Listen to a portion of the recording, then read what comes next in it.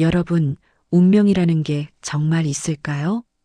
저는 오늘 한 여자의 이야기를 들려드리려 합니다. 그 여자가 가장 사랑했던 두 사람은 결국 그 여자를 가장 깊은 곳으로 밀어 넣었습니다. 그런데 이상하게도 그 두 사람 중 하나는 그 여자의 엄마였습니다. 오늘 이 이야기를 끝까지 들으신다면 아마 우리가 행복이라는 단어를 얼마나 잘못 이해하고 살았는지 다시 생각하게 되실 겁니다. 자, 그럼 시작합니다. 1998년 12월 경기도 수원의 어느 작은 장례식장이었습니다. 국화 냄새가 차갑게 깔린 그 공간에서 12살짜리 여자아이가 조용히 서 있었습니다. 그 아이 이름은 이선아였습니다. 선아는 울고 싶었지만 울 수가 없었습니다. 엄마 민자가 선아의 손을 너무 꽉 쥐고 있었거든요. 민자의 손은 마른 나뭇가지처럼 가늘었지만 그 힘만큼은 무서울 정도로 강했습니다. 선아야, 너는 울면 안 돼. 민자가 낮은 목소리로 말했습니다. 왜요, 엄마? 아빠가 가셨으니까 이제 내가 엄마 힘이 돼야지. 힘이 우는 거 봤어? 그 말이 너무 무거워서 12살 선아는 그날 이후로 쉽게 눈물을 흘리지 않는 아이가 됐습니다.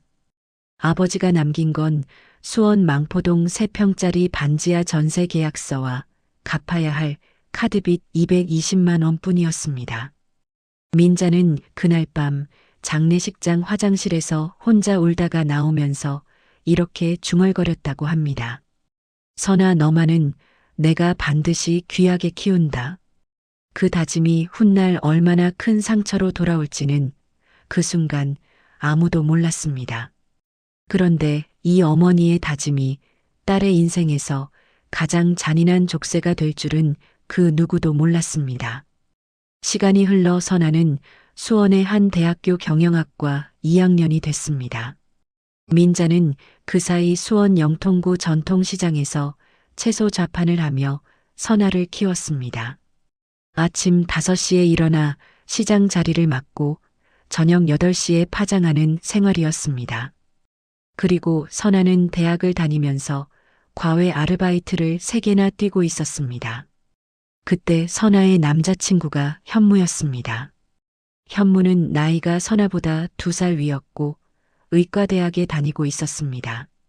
의대 등록금이 얼마인지 아시나요? 그 당시 기준으로 한 학기에 거의 500만 원에 가까웠습니다. 현무는 지방 출신으로 집에서 지원이 거의 없는 형편이었고 선아는 그걸 알면서도 아르바이트로 번 돈을 조금씩 현무에게 보탰습니다. 자기야, 이번 달은 내가 더 벌었어. 여기. 선아야, 이러지 않아도 돼. 괜찮아. 자기가 의사 되면 되잖아. 선아는 정말 순수했습니다. 민자 역시 현무를 예비사위로 여겼습니다. 시장에서 하루 종일 장사를 하고 나서 저녁에 집에 돌아오면 민자는 현무가 먹을 보약과 용돈을 챙겨 선아 손에 쥐어줬습니다. 이거 현무한테 갖다 줘라. 의사 공부가 얼마나 힘든데. 엄마, 이거 20만 원짜리잖아요. 의사가 되면 다 갚아준다. 그리고 그런 계산하는 거 아니야, 선아야. 민자는 매일 아침 현무 도시락도 쌌습니다. 수원역 근처 고시원에서 자취하는 현무에게 민자는 일주일에 2번은 직접 찾아가서 집밥을 들이밀었습니다. 그렇게 4년이 흘렀습니다. 2010년 봄 서울의 한 의과대학 졸업식장이었습니다. 민자는 시장 파장을 일찍 끝내고 버스를 타고 올라왔습니다. 새로 산 검은 재킷이 조금 어색했지만 그게 민자가 가진 가장 좋은 옷이었습니다. 현무가 가운을 입고 걸어 나오는 것을 보자 민자는 그만 그 자리에서 엉엉 울었습니다. 현무야, 우리 아들 의사 됐네. 이제 진짜 의사 됐네. 민자는 현무를 껴안으며 어깨를 들썩이며 울었습니다. 현무는 민자의 등을 가볍게 두드리며 낮은 목소리로 말했습니다. 어머니, 고생하셨어요. 딱 그 한마디였습니다. 민자는 눈치채지 못했습니다. 그런데 선아는 느꼈습니다. 현무의 눈빛이 차가웠다는 걸요. 기쁨이 없었습니다. 고마움도 없었습니다. 단지 의무를 다하는 사람의 표정이었습니다. 선아는 그 순간 이상하다고 느꼈지만 설마 하며 넘겼습니다. 설마가 사람 잡는다는 말, 여기서도 어김없이 맞아떨어졌습니다. 졸업식 사진 속 현무의 눈빛, 그 차가움의 의미를 선아가 알게 되는 건 불과 2달 뒤의 일이었습니다. 2010년 7월 서울 서초구 반포한강공원이었습니다. 현무가 선아에게 만나자고 연락을 해왔습니다. 선아는 그 공원 근처 편의점에서 아이스크림 2개를 사서 기다렸습니다. 현무가 나타났을 때 그의 옷과 시계가 달라져 있었습니다. 의사 인턴 월급을 받기 시작하면서부터 조금씩 달라지더라고요. 선아는 그것조차 기특하게 생각했습니다. 그런데 현무가 앉자마자 말했습니다. 선아야, 나 하고 싶은 말이 있어. 응, 뭔데? 우리 그만하자. 선아가 들고 있던 아이스크림이 손에서 떨어졌습니다. 무슨 말이야, 갑자기. 갑자기가 아니야. 나 요즘 너 볼 때마다 힘들어. 내가 뭘 잘못했어? 잘못이 아니야. 근데 너를 보면 내가 가난했던 때 생각이 나. 고시원, 도시락, 보약. 그게 다 고마우면서도 그냥 괴로워. 그 기억들이 다 떠올라서 선아는 그 말을 한참 동안 이해하지 못했습니다. 그게 무슨 뜻인지 제대로 알게 되는데 며칠이 걸렸습니다. 현무는 선아와 함께한 가난한 시절을 지우고 싶었던 겁니다. 그리고 선아는 그 가난의 상징이었던 거죠. 현무야, 그럼 지금까지 내가 그리고 엄마가 한 게 다 뭐야? 고마워. 진심으로. 고마워. 그게 다야? 현무는 대답하지 않았습니다. 선아는 그 자리에서 일어서서 집으로 돌아왔습니다. 집에 오자마자 민자에게 전화가 왔습니다. 선아야, 오늘 현무 만났어? 뭐 먹었어? 선아는 한참 동안 아무 말을 하지 못했습니다. 그냥 전화기를 꽉 쥐고 있었습니다. 민자는 다음 날 아침 일찍 현무가 일하는 수련병원 앞으로 갔습니다. 서울 강남구 어느 대학병원 정문 앞이었습니다. 8월에 뙤약볕이 내리쬐는 아스팔트 위에 민자가 무릎을 꿇었습니다. 현무가 병원 가운을 입고 나오다가 민자를 봤습니다. 어머니, 여기서 이러시면 안 됩니다. 현무야, 제발. 선아 잘못한 거 없잖아. 제발 한 번만 생각해봐. 선아가 어떻게 지냈는지 알잖아. 어머니, 제 환자들이 보고 있어요. 현무야, 이 어미가 부탁이다. 현무는 잠시 주변을 살폈습니다. 그러고는 고개를 끄덕이며 병원 경비원에게 눈짓을 했습니다. 경비원이 다가와서 민자에게 말했습니다. 어르신, 여기 사유지라서 자리를 비켜주셔야 합니다. 민자는 경비원의 손에 이끌려 병원 앞에서 밀려났습니다. 아스팔트에 꿇었던 무릎이 까져 있었습니다. 민자는 그 자리에 멍하니 앉아서 병원 유리문이 닫히는 걸 바라봤습니다. 그리고 병상에 누운 민자가 딸에게 한 말 한마디가 선아의 남은 인생을 송두리째 다른 방향으로 돌려놓게 됩니다. 충격으로 쓰러진 민자는 사흘 동안 입원했습니다. 선아는 엄마 손을 잡고 병실에 앉아 있었습니다. 엄마, 이제 그냥 잊어버려. 현무 그 사람 안 봐도 돼. 민자가 천장을 바라보며 말했습니다. 선아야. 응. 의사라고 다 같은 의사가 아니야. 알아. 더 잘난 의사한테 시집가서 복수해라. 선아는 그 말이 너무 황당해서 잠깐 말을 잃었습니다. 엄마, 지금 그게 무슨 말이야? 내 말이 틀려?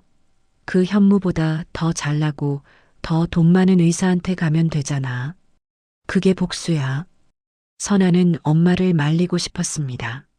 하지만 민자의 눈빛에는 뭔가 꺼지지 않는 불씨 같은 게 있었습니다.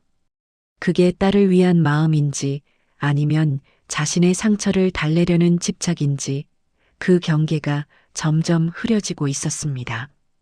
그리고 선아는 그 경계를 끝내 짚어주지 못했습니다.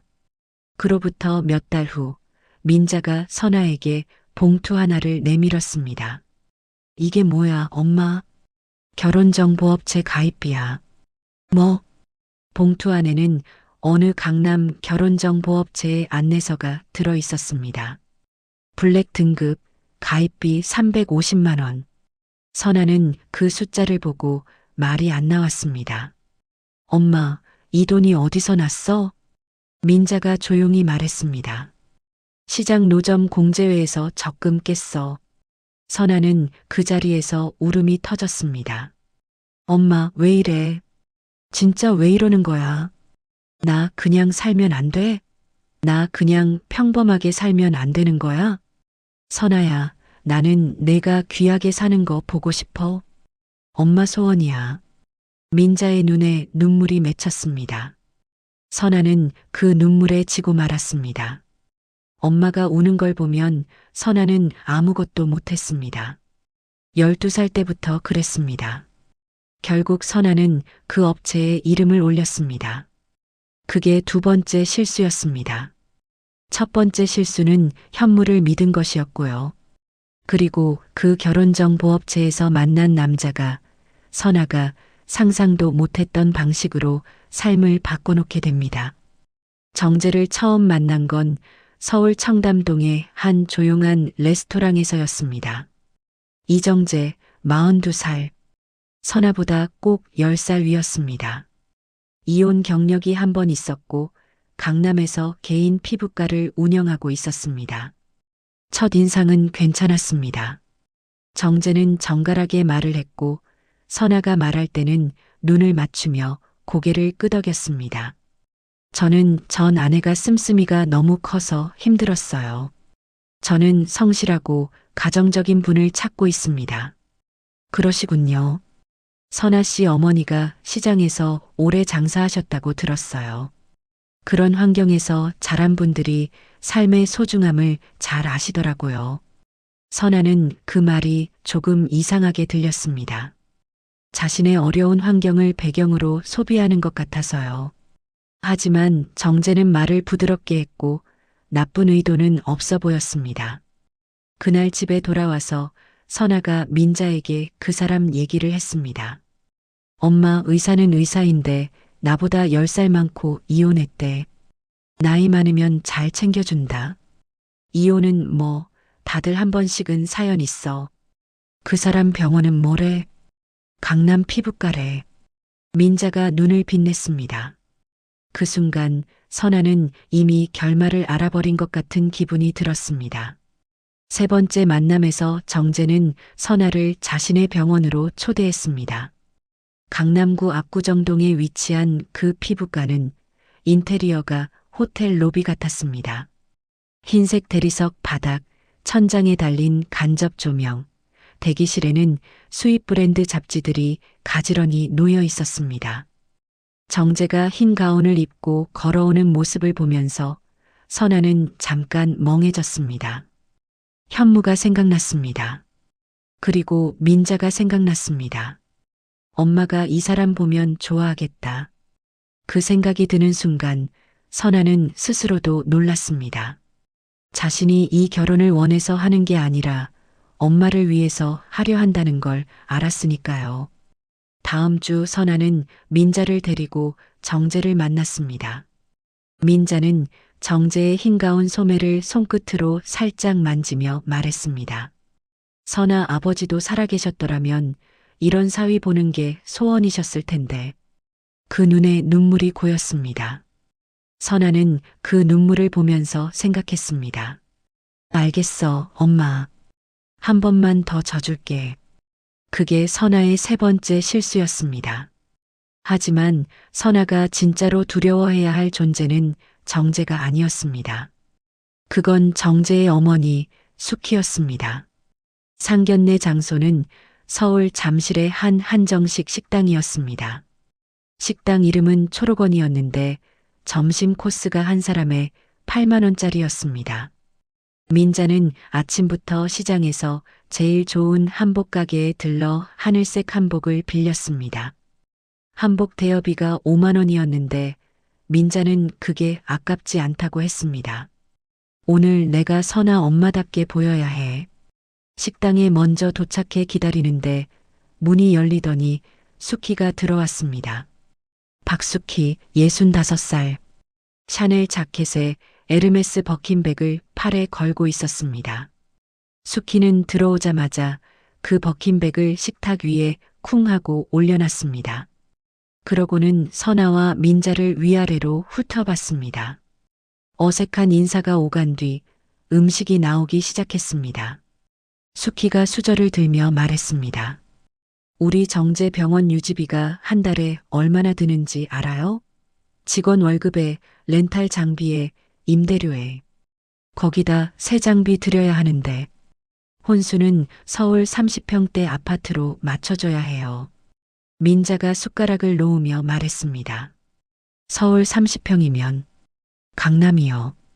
강남 외에는 안 돼. 우리 아들이 강남에서 병원하는 사람인데 민자의 얼굴이 창백해졌습니다. 선아는 속이 얼어붙는 것 같았습니다. 정재는 그 옆에서 물만 마시고 있었습니다. 아무 말도 하지 않았습니다.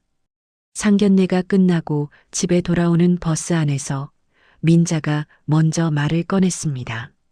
선아야, 엄마 하지 마. 집 팔자.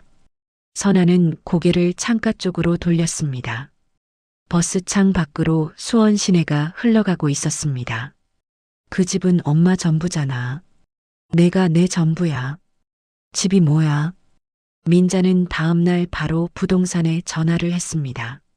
수원 망포동에 있는 민자의 집 22평짜리 아파트였습니다. 매매가 3억 4천만 원이었습니다. 강남 아파트 전세금으로는 턱없이 부족했습니다. 그래서 민자는 저축한 돈을 다 모았습니다. 시장 공제회에 넣어둔 1,500만 원, 실비 보험 해약금 500만 원, 그리고 사채에 가까운 지인 돈까지 빌렸습니다. 민자는 고시원으로 짐을 옮겼습니다. 수원역 근처 월세 35만 원짜리 고시원이었습니다.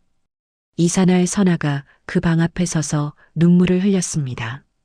엄마, 여기서 어떻게 살아? 창문도 없는 방, 화장실은 공용이었습니다. 민자가 선아의 눈물을 닦아주며 말했습니다. 선아야, 나는 괜찮아. 너 기죽으면 안 돼. 알겠지? 그 부족한 금액을 채우기 위해서 민자는 식당 주방 일과 야간 청소 일을 동시에 뛰기 시작했습니다. 오전 6시에 시작해서 자정이 넘어 고시원으로 돌아오는 나날이었습니다. 선아는 그의 명절에 정재를 만나서 조심스럽게 얘기를 꺼냈습니다. 정재 씨, 엄마가 좀 힘드신데 혼수 문제 어머님께 다시 한번 얘기해 줄 수 있어? 정재가 웃으며 말했습니다. 선아야, 나도 엄마한테 말하기 힘들어. 그냥 어머니 뜻대로 하자. 결국 강남이 아닌 경기도 아파트로 타협하려 했지만 수키가 전화로 고함을 쳤습니다. 의사 사모님 소리 듣고 싶으면서 양심이 없어? 파혼할 거야? 그 말에 민자는 다시 빚을 냈습니다. 강남구 논현동 전세 4억 8천만 원. 결혼식 날은 맑았습니다. 하객이 300명이 넘었습니다. 정재 측 하객이 대부분이었고 민자 측은 시장 상인 몇 명과 선아의 대학 친구들 뿐이었습니다. 민자는 그날 하객석 맨 끝줄에 앉아 있었습니다.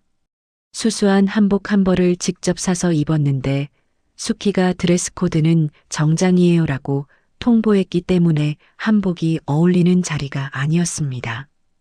민자는 그냥 조용히 앉아서 선아가 입장하는 걸 바라봤습니다. 그 눈에 눈물이 줄줄 흘렀습니다.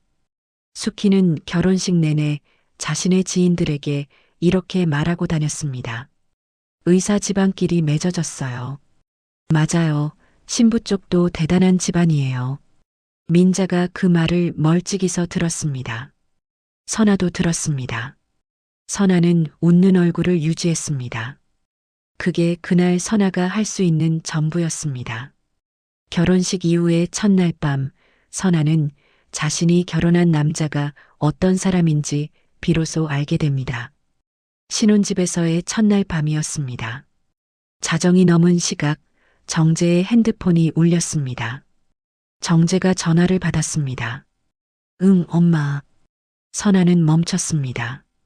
응, 선아 깨끗이 씻겼어. 밥은 먹었고. 응, 자려고. 응, 자야지. 1시간이었습니다. 정재는 신혼 첫날 밤, 엄마와 1시간 동안 전화를 했습니다. 선아는 침대에 누워서 천장을 바라봤습니다. 그날의 감정을 나중에 선아는 이렇게 표현했다고 합니다. 불쾌함이 아니라 허무함이었다고요. 그리고 첫 명절이 왔습니다. 추석이었습니다. 수키의 집은 서울 강남구 대치동 40평대 아파트였습니다. 선아가 아침 일찍 도착했는데 부엌에는 이미 재료들이 산처럼 쌓여 있었습니다. 사람이 20명 넘게 오는 차례 준비였습니다. 수키는 거실 소파에 앉아서 TV를 보고 있었습니다. 선아는 20명 분의 전을 부치고 나물을 무치고 과일을 깎았습니다. 수키는 종일 거실에서 TV를 봤습니다. 정재는 방에서 게임을 했습니다. 명절 연휴 마지막 날, 선아가 정재에게 말했습니다.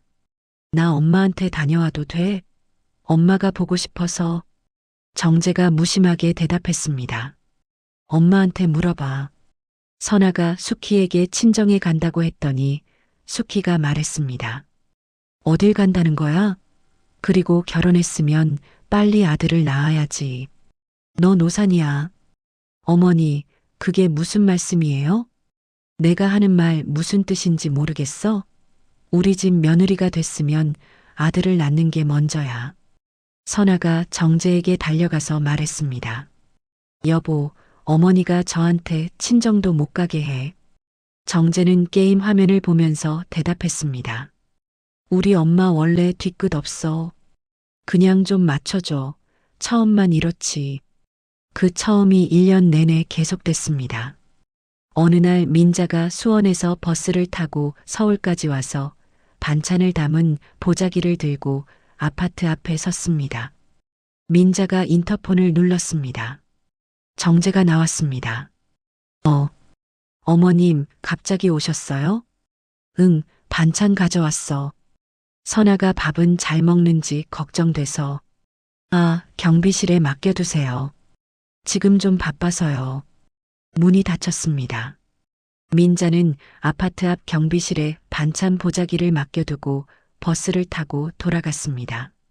그날 저녁 선아는 경비실에서 반찬을 찾아오면서 보자기 안에 접힌 메모를 발견했습니다. 선아야, 잘 먹어라. 엄마가 애지중지 담은 거야.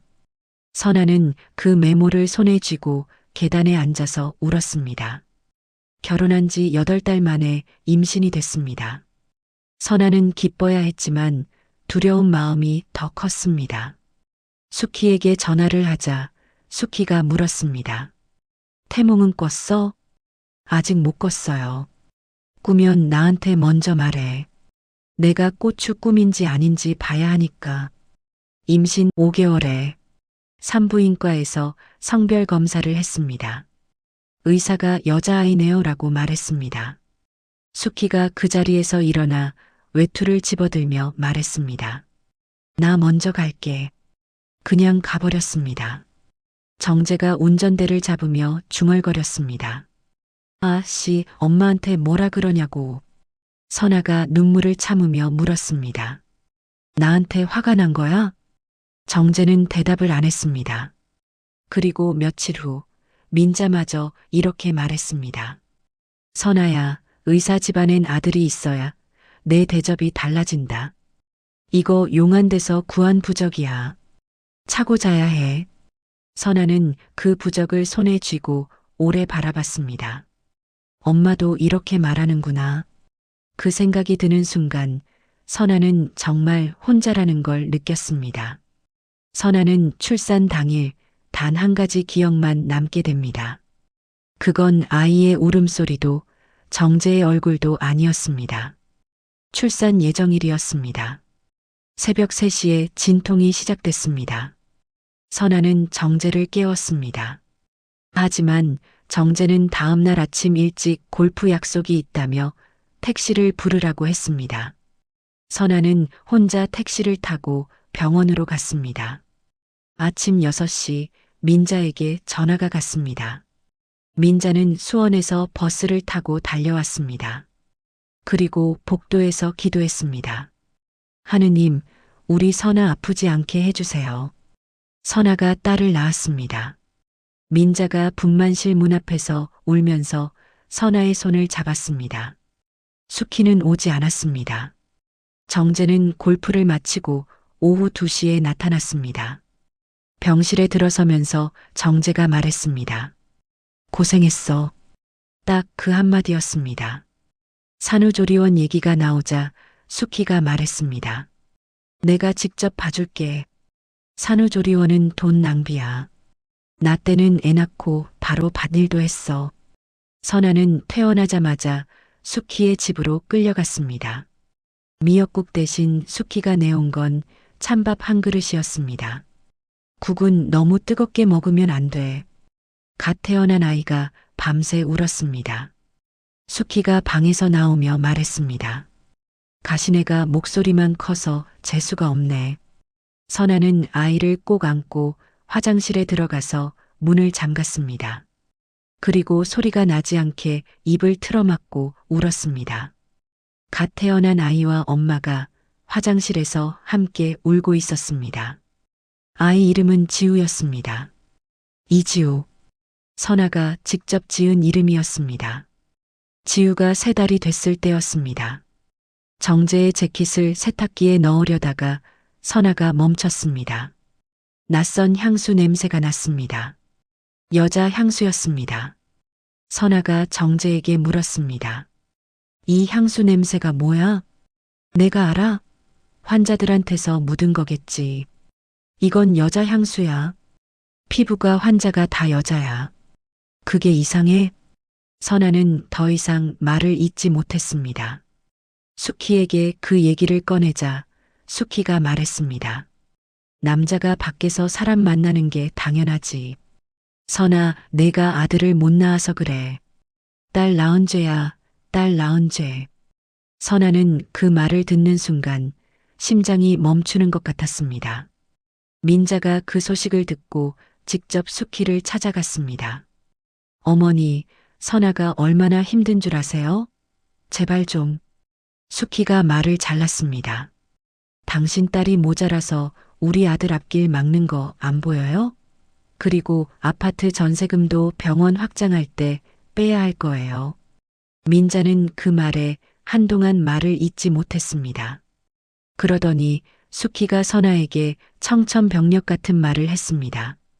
아들 못 낳으면 이 집에서 몸만 나가. 그리고 실제로 수키는 선아를 용한 무당에게 데려갔습니다. 서울 관악구 신림동 뒷골목 어딘가에 있는 무당의 집이었습니다. 선아는 쌀을 뿌리며 수모를 당했습니다. 무당이 말했습니다. 이 집안은 조만간 큰 천벌을 받을 것이야. 수키는 그 말을 무시했습니다.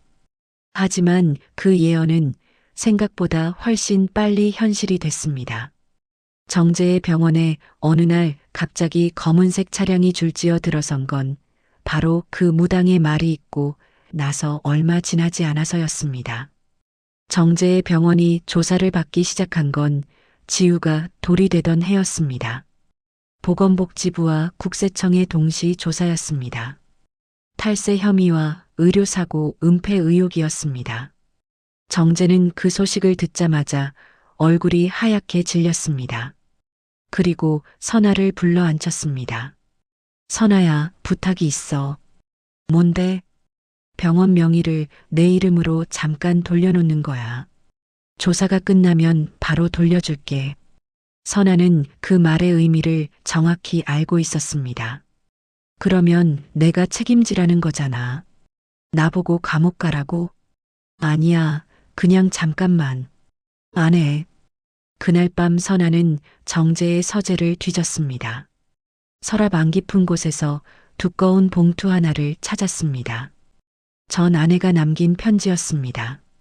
편지에는 정재와 수키에 대한 이야기가 빼곡히 적혀 있었습니다.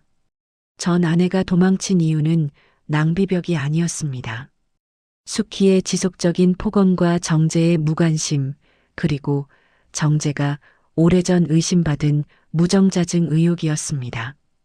선아는 그 편지를 손에 쥔 채 오래 앉아 있었습니다. 그러더니 수키가 또 전화를 해왔습니다. 선아야, 우리 정재가 한 말 들었지? 명예 이전해야 해. 우린 가족이잖아. 어머니, 저는 안 합니다. 뭐라고? 그리고 어머니, 아이 친부 확인도 하고 싶으시면 하세요. 유전자 검사 제가 먼저 신청할게요. 수키가 전화기 너머에서 잠시 멈췄습니다. 유전자 검사 결과는 당연히 정재의 친자였습니다. 그런데 그 과정에서 묻어나온 진단 결과가 정재를 더 깊은 나락으로 끌어당겼습니다.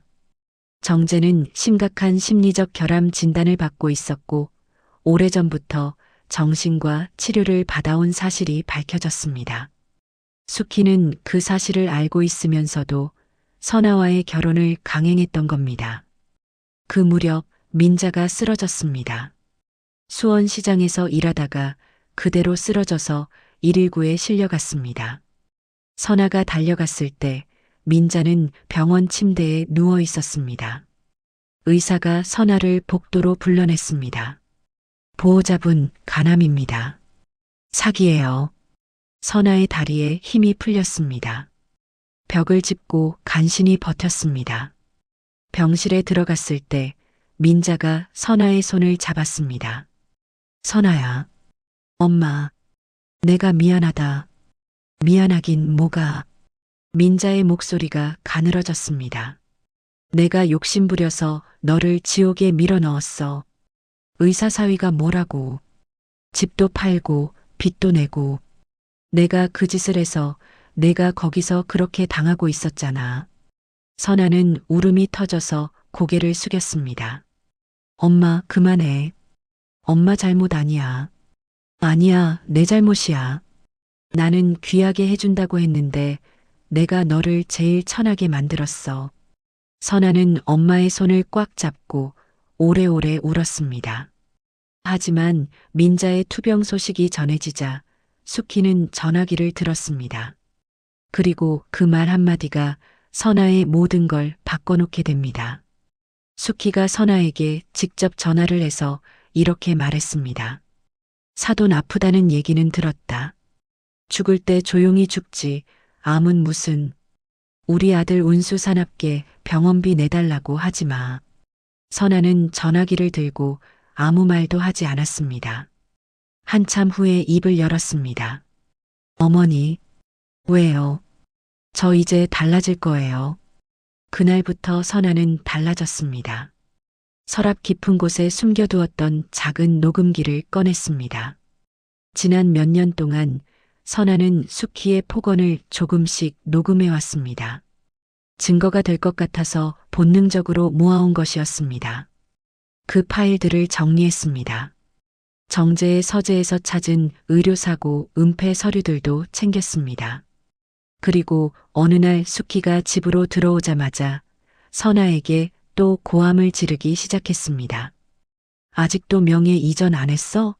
내가 가족이야 뭐야? 선아가 조용히 일어섰습니다. 수키 앞에 서서 말했습니다. 어머니, 저 지금 경찰서 가려고요. 뭐? 어머니 녹취록이랑 정재 씨 의료사고 은폐 자료요. 수키가 선아의 팔을 잡으려 했습니다. 선아는 그 손을 피했습니다.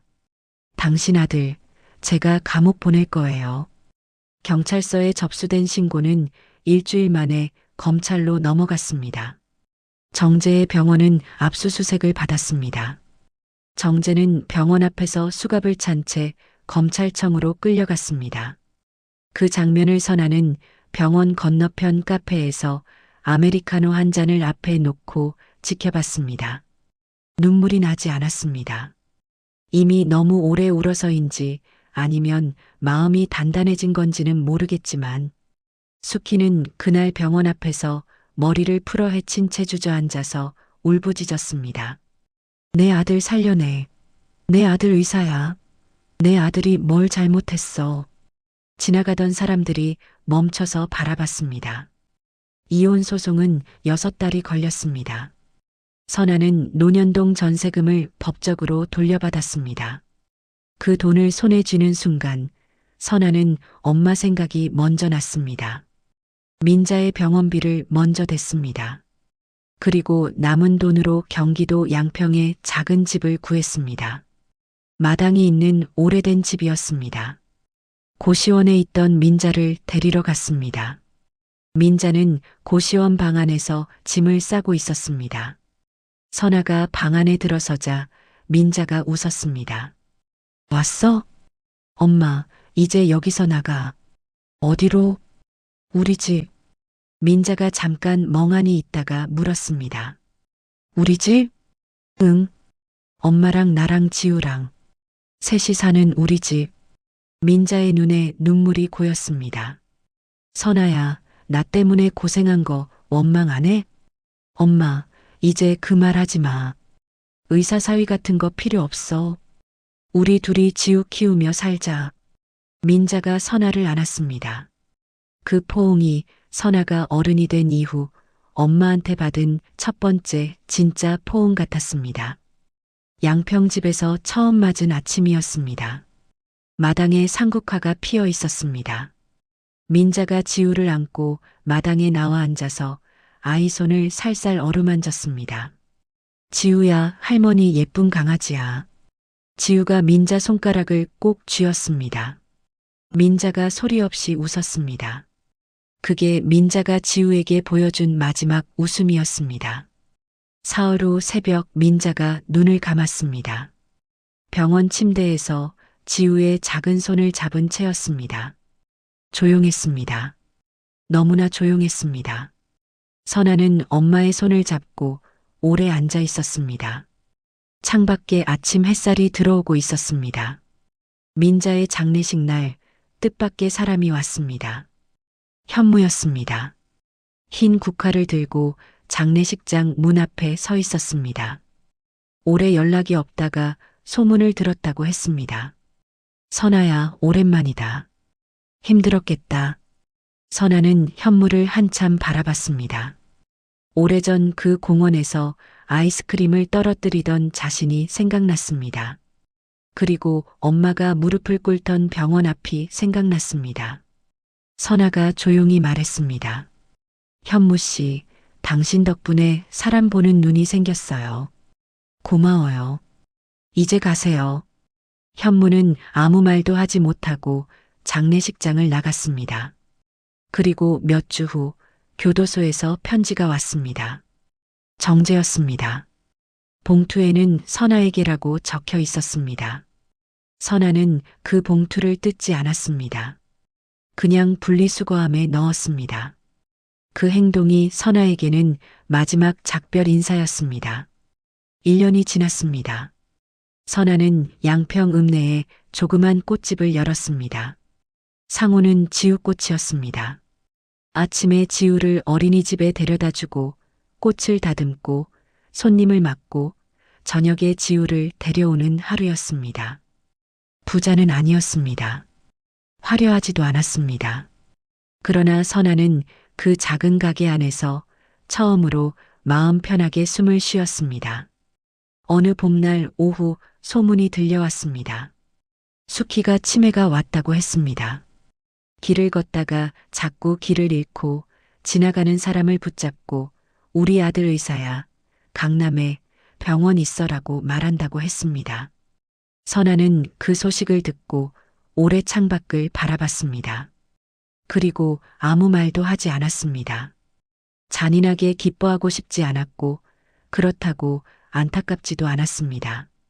그냥 다 지나간 일 같았습니다. 그해 봄 선아는 경기도 가평에 있는 수목원을 찾았습니다. 민자가 살아생전에 한번 가보고 싶다고 했던 곳이었습니다. 거기 봄에 수국이 엄청 핀대. 나 그거 한 번만 보고 싶어. 선아는 수국 밭 앞에 서서 말했습니다. 엄마, 나 이제 행복해.